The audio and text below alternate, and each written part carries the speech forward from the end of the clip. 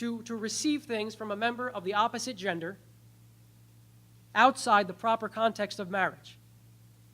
When you want to just be with somebody just for entertainment, just because of the momentary, selfish, self-indulgent pleasures that you will receive from being a part of that relationship. In the process, what's happening there is you're not thinking at all about God's plan for your life or the life of the person you're with. You're not thinking about the welfare of that person. You're not thinking about God's plan for your future. As Christians, we believe God has a plan for our lives, do we not? As Christians, we can believe that He has a specific mate for us as well, can't we? He sees our whole life. And what we need to do is be able to think God has a husband, God has a wife for me. And we should be willing to wait for that person. It should bring us joy to wait for the husband or the wife that God has for us. That's not some kind of form of bondage. That's something to wait for, to prepare for with great expectation. So while you guys are single, while you guys aren't married, it's a time to prepare.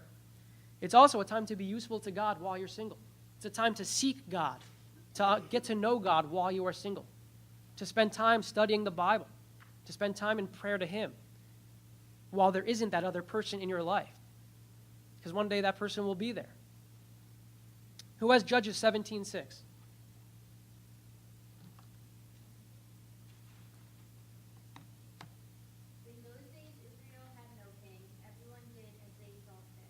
Yeah, those of you guys that were on the winter retreat, we heard this one a bunch. It happens in Judges a couple of times. There was no king in Israel. Everyone did what was right in his own eyes. The idea here is that they were living as if there was no authority. There was no authority figure there. They're doing what they think is right. Now recognize, this is talking about Israel. Israel is the people of God, right? They said, we serve God. We have the living God. We worship Him. He should be their authority, yet they lived as if they had no authority. And in the process, Israel, those people saying, we worship the true God, well, those same people start looking just like all their neighbors who worship false gods or worship no God. They looked like their neighbors that were immoral and godless and full of just wickedness. They look no different from their neighbors. And this we see happens all the time in our church today and among Christians. We say, I'm a Christian, I worship Jesus, I worship God, and yet we still live as if there is no authority. We don't bow down to what He tells us to do. We still want to do things our own way. We want to do things the way that seems right unto us, even though its end leads to destruction. You know, there's a lot of history behind this mindset we grow up in today. We live in a world that's against authority. Our world has this mindset of authority is bad. Don't listen to authority. You guys recognize that. Everyone, you probably know tons of people that, love to go out of their way to download illegal movies or illegal music, to go against the authority. How many of you guys know people that actually follow the speed limit? Probably not too many of you, maybe some of you guys, but if you look around, you're going to see a lot of people don't follow that speed limit. Now, is that speed limit put there for a bad reason? Why was that speed limit put there? Yeah, Nick.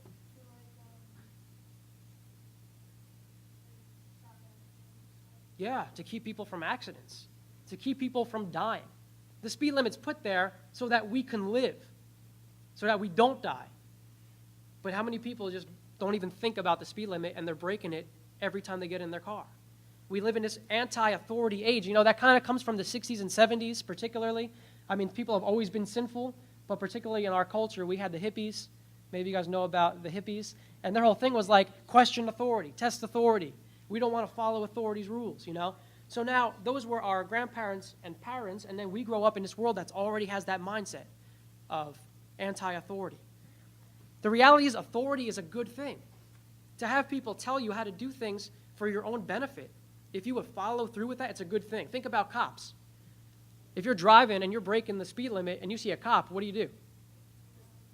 You get nervous. You start thinking, oh boy, he's going to catch me. You don't like that cop's there. In fact, you get mad if that cop gets you. But what if you're going the speed limit and you see that cop there? Now you're happy that cop's there. You say, good, that cop's going to get the guy that speeds. Good, he's going to keep the roads safe for people that drive the speed limit like me. if you follow authority, it's very freeing. It's a very freeing thing to listen to the authorities, as long as they're teaching you things that go along with God, who's the ultimate authority. So authority's there, it's not there to cramp your lifestyle. When you submit to authority, you find much freedom that people that don't follow authority are not able to do. People that don't follow authority break the law, they get thrown in prison. They don't find freedom, they find imprisonment. Now, how many of you guys read about Adam and Eve over the past 2 weeks with Genesis 1 to 3? With that first 3 chapters of Genesis, something we find there is that God told Adam and Eve how to have the best life. He told them how to live.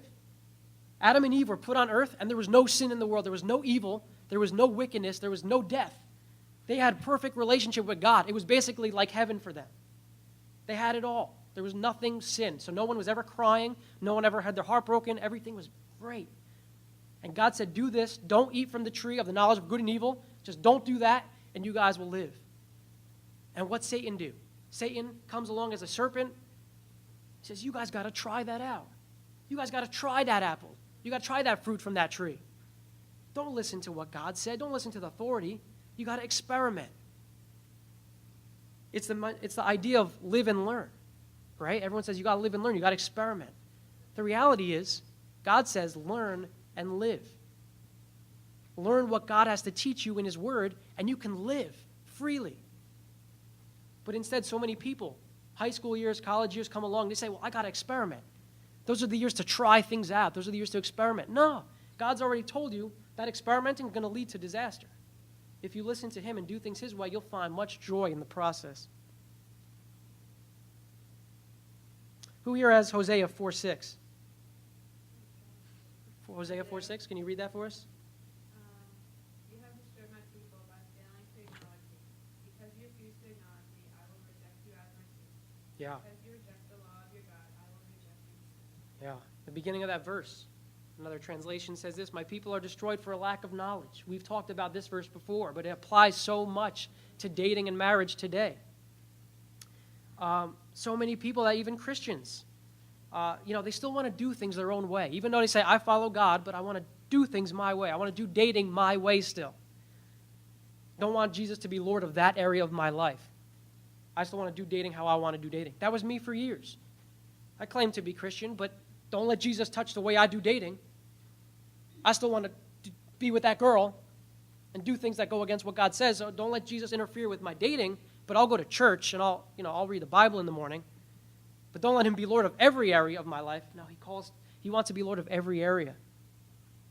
That includes this one. Especially this one. This is a huge aspect of your lives, who you're going to spend your life with. The decisions you make today are going to impact your marriage. Maybe you don't realize this now, but the things that you do now will affect your marriage. Every time you do things with another person that's not your husband, not your wife, it's going to make it that much harder for you to love your actual husband and wife when you're with them. Every time you lust after somebody that's not your husband or wife, every time you look at things on the internet or in movies that are not appropriate to watch, it's going to make it that much harder for you to love the person that God called you to love. You're going to have these thoughts in your mind. You're going to have this past. You're going to have a history. I've done things that I will not be able to love my wife as much as I like to because of things in my past that I wish I could take back. And you'll hear over these 9 weeks, I'll share a bunch of things about my past and dating relationships. A number of us will. And the reason I want to teach you guys is so you don't make the same mistakes, so you learn sooner. I wish somebody had sat me down for weeks and told me how to do things biblically on this subject. I wish I had this opportunity that you guys have to learn this material, because no one ever sat down and told me how to do things. I just learned from movies and TV and the world, and I was lost. But when we want to do things our way, what we're basically saying is, I know better than God. When I do my things my way, not God's way, I say, I know more than He knows. Well, first off, who created marriage? Who created men and women? Did I create man and woman? No. Did you? Did I create marriage? God created these things, right? He created man and woman. He created marriage. Well, doesn't He know what's best and the way that we should do it? America didn't create marriage. I don't want to listen to what America says about how to do marriage, because America didn't create marriage. God created it thousands of years before America existed. We got to turn to God's word. We got to turn to him as his authority. Now, we live in a world where everyone's doing what's right in their own eyes. And you know, what's funny is with Christians, so often Christians will, we recognize that the world is wrong on so much. The world is like, go, get drunk, do drugs. The schools are about taking God out of everything. We know that the world is messed up, right? But then for some reason, we think what the world teaches on dating is right. If we know that the world is fallen and sinful and so much is wrong, why would we then take its advice on how to do dating and marriage?